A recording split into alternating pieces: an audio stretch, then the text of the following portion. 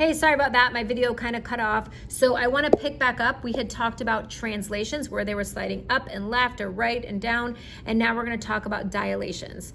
I want to show you a picture. I know that the other part was here. So something like this. This is the parent function. Remember, this is always the linear parent function. So a parent function that has a vertical stretch of 3, instead of it going 1 to 1, now it's going to look like this.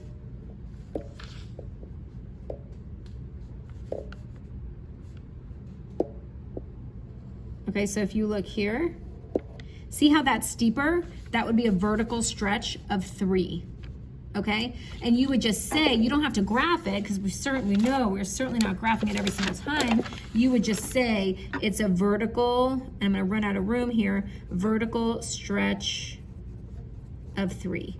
And then this one, well, this one's gonna get even steeper than that one, right? So you would say a vertical stretch of 4.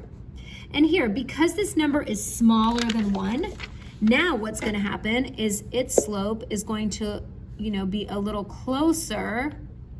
So it's going to look more like that.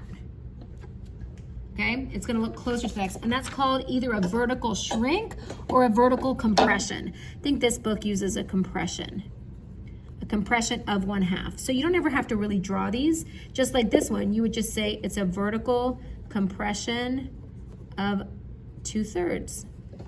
All right, so if this is bigger than 1, it's a vertical stretch. If it's smaller than 1, it's a vertical compression. Okay, so then over here, we have y equals -x. Well, this looks very similar to the parent function, but just think, what does that negative tell you in front of the x? What's happening to the slope? It's gonna reflect, okay?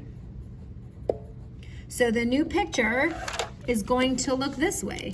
If this is the parent function here, the parent function is going to go this way. It's just gonna flip right over, okay? So you would just say it's gonna reflect. All right, so let's look what's happening here. Oh, there's 2 things that are happening on this picture. So if you look here, you're gonna say, all right, well, it's going sideways. So I know that it's opposite to what I think. It's gonna go, the parent function is gonna be shifted left 2, and it's a stretch of 3. Now the order doesn't really matter. It doesn't matter if you say stretch of 3 and then left 2, that doesn't matter. So here,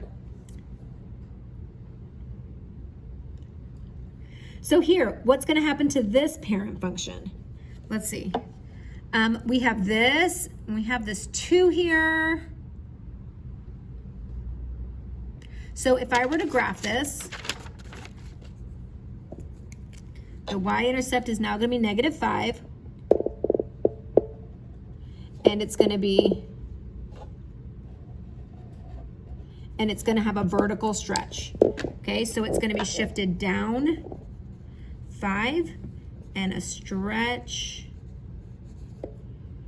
of 2. This one, it would be going up 3, and then it would be reflected. Okay, so you kind of just have to look at each thing and see what's happening. Now, every once in a while, if you could look at this part down here, I'm going to kind of erase this so we have some room. Every once in a while, they won't have you compare it to the parent function. They'll just pick a random function. So let's look at this box right here, okay? This is the function that they're starting with. And they want us to compare this new function to this function. Well, this +3 is in both of them, so that's not changing. What's changing is this 2. So how does this 2 affect this picture? Well, the 2 is just gonna make this function have a stretch of 2, right? It's gonna look exactly the same, except it's gonna be a little steeper. Now let's look here. These functions are the same, and except what's different here is I'm adding 3 and I have a negative. So how would the +3 and the negative affect this? Well, this is gonna make it go up 3, and this is gonna make it reflect. All right, so you kind of have to look to see what it's comparing it to. It'll either tell you exactly what it's comparing to, or it'll say it's comparing to the parent function. All right, that's it. And so if you need to graph the pictures, you can also do that, okay? All right, see you later.